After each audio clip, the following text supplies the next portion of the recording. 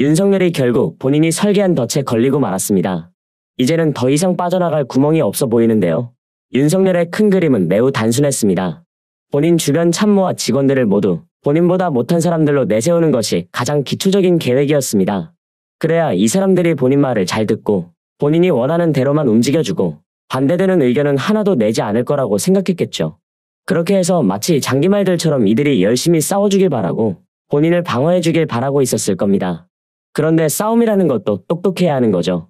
권력에만 눈먼 데다 역량은 하나도 없고 과거까지 지저분한 사람들이 싸움이라는 것도 제대로 할 리 없습니다.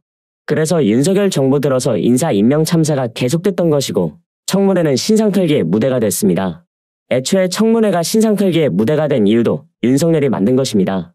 역량이 출중한 사람을 처음부터 지명했다면 역량에 따른 검증만 해도 충분했겠지만 해당 부처와 전혀 관련 없는 이력을 가졌거나 인사 검증을 하지 않으면 안 되는 인물들만 줄줄이 지명을 해버리니 신상털기 무대로 뒤바뀌어 버린 것은 당연했다는 거죠. 그런데 이런 전략도 이제는 밑바닥을 보인 것 같습니다. 아무리 권력에 눈이 멀고 윤석열이나 김건희와 친분이 있어도 하지를 않으려고 하고 있다고 합니다. 실제로 최근 대법원장 공백 사태가 길어지자 여권 고위 관계자들 사이에서 나오고 있는 증언이라고 하는데요. 이균용 대법원장 후보자의 임명 동의안이 부결된 뒤 윤석열은 아직도 차기 후보자를 지명하지 못하고 있습니다.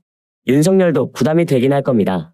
지금 당장 본인이 원하는 사람을 지명하자니 총선에서 완전히 참패하는 것이 눈에 보이고 그렇다고 마음에 들지 않는 사람을 대법원장으로 지명하자니 이 또한 짜증날 겁니다.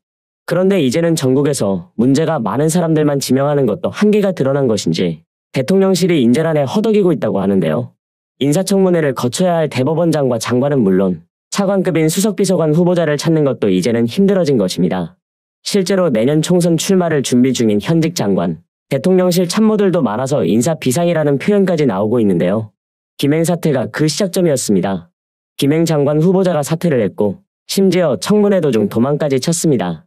역대급으로 말도 안 되는 장면을 만들었다는 것이죠. 김행 이후 이균용 부결 사태까지 이어지면서 공직에 앉겠다고 하는 사람들도 줄어들고 윤석열 때문에 검증 절차까지 더욱 까다로워짐에 따라 아예 이런 부정적 이슈에 오르는 것 자체가 싫다고 하는 것이죠. 대법원장은 후보군이라도 있지만 여가부 장관은 아예 아무것도 없는 상황이라고 합니다. 지난 2일엔 뜬금없이 여가부 국정감사에 사의를 표명했던 김현숙이 국감장에 앉아 질타를 들었고 이 당시에 국민들도 놀랐을 겁니다. 사의를 표명했는데 여전히 장관이었다니 얼마나 놀라운지 모르겠는데요. 한편 윤석열 자체로도 논란은 끊이지 않고 있습니다.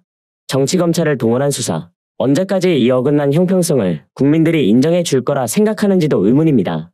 윤석열의 명예훼손 의혹을 파고드는 검찰의 수사 속도, 현재 전국에서 제일 빠르다 해도 과언이 아닐 것입니다. 심지어는 특별수사팀까지 꾸려서 수사력을 집중하고 있는데 이에 따른 부작용도 상당합니다. 혐의 자체가 논란일 뿐 아니라 언론의 자유를 심각하게 침해하고 있다는 비판을 피해가기는 어렵습니다. 대선 직전까지 이뤄진 부산저축은행 봐주기 수사 의혹 보도의 시작과 확산, 확대 재생산 등 일련의 과정에 대한 수사가 현재 진행 중인데요. 검찰은 2021년 9월 화천대유자산관리 대주주 김만배 씨와 신학림 전 언론노동조합 위원장의 허위 인터뷰에서 시작된 의혹이 같은 해 10월 경향신문 및 뉴스버스 보도, 이듬해 2월부터 3월에 있었던 JTBC와 뉴스타파의 보도 등으로 제기된 전후 사정을 파헤치고 있다고 합니다. 보도 내용은 윤석열과 관련된 의혹이었는데요.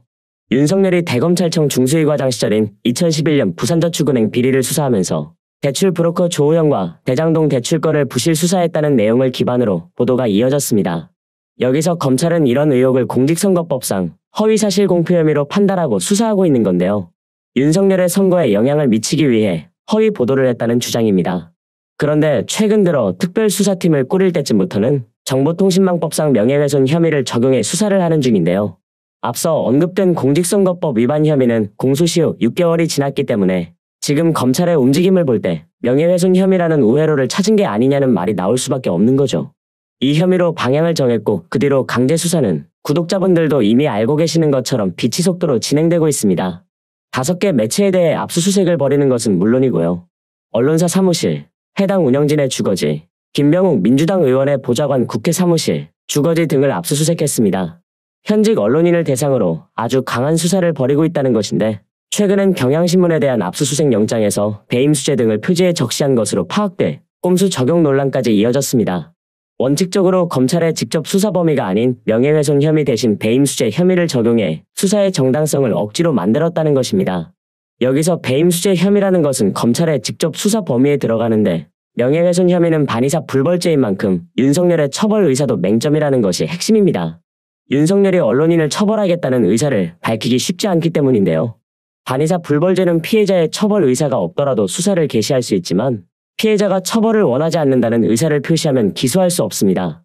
여기서 검찰은 윤석열의 처벌 의사를 확인하지는 않은 것으로 전해졌고 수사 책임자는 이상한 말을 합니다. 만약 의사를 확인했다면 수사에 불필요한 오해를 사지 않겠느냐. 확인하지 않는 게 맞다고 생각한다는 것이 송경호 서울중앙지검장의 주장입니다. 이렇게 열심히 수사할 수 있으면서 윤석열의 특활비 수사는 왜 이렇게 더딘 것이며 김건희 고속도로 게이트, 김건희 일가의 양평 카르텔, 김건희의 주가 조작 의혹, 그리고 논문 표절, 왜 이런 건 수사하지 못하나요? 국책사업을 이용한 명백한 차익 챙기기 사기극이 드러난 지가 언제인데 이런 건 왜 압수수색을 안 하냐 이겁니다. 심지어 수사에 적합하도록 자기들끼리 아주 명분도 잘 끼워 맞추면서 왜 윤석열 김건희에 대한 수사는 이렇게 더딘 것인지 알 수가 없습니다. 검찰의 강도 높은 수사 자체를 비난하는 것이 아닙니다. 왜 그 대상에 따라 기준이 달리 적용되는지가 의문이라는 것입니다. 힘 있는 자와 힘없는 자의 차이인가요? 권력이 그 기준이 되는 것입니까? 윤석열은 아무런 생각이 없습니다. 총선에서 이기고 싶은 생각, 국민들을 위해 일하고 싶다는 생각, 좋은 대통령으로 남고 싶다는 생각, 아무것도 없습니다. 게다가 윤석열과 여당은 늘 서로 다른 주장만 펼치면서 국민들을 혼란스럽게까지 하고 있습니다. 윤석열의 국정기조 자체가 바뀌어야 하고 여당은 지도부를 죄다 갈아치워야 하는 혁신을 보여줘야 하는데 결국 내놓은 새로운 전략이라는 게 김포시의 서울 편입입니다. 부울경 메가시티를 그렇게나 극구 반대하던 사람들이 이제는 김포를 서울에 편입하자고 아우성이죠. 심지어 김포시는 그 어떠한 계획과 연구도 없는 상태에서 그저 여당 지도부가 추진하는 대로만 움직이겠다고 하고 있는 데다 동시에 윤석열은 지방 도시를 살려야 한다고 하고 있습니다. 도대체가 세상에 이런 코미디가 또 있을까요? 여기서 국힘은 행정구역 변경은 뉴타운이나 수도 이전보다 더 쉽다고 설명하고 있습니다. 모든 행정 기반과 국정 운영의 구조까지 바꿔야 하는 사안입니다.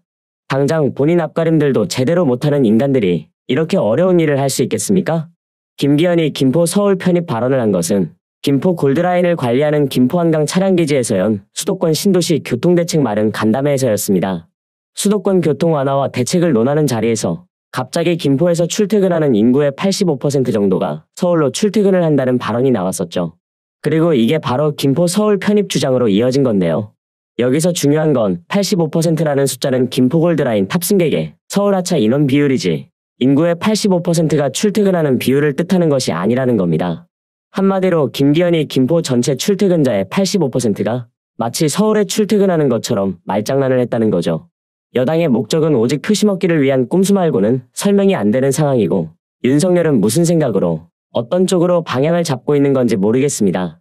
그래서 김포가 서울로 편입이 되는 것입니까? 아니면 서울이 김포를 흡수하는 건가요? 이렇게 중대한 사안인데 그 어떠한 계획과 연구 자료도 존재하지 않고 심지어는 경기도지사와도 전혀 협의가 안 된 사안인 것으로 확인됐습니다. 이제는 잃을 게 없으니 아무 말이나 지르고 보자는 식의 태도. 국민들이 질려한다는 걸 아직도 모르겠습니까?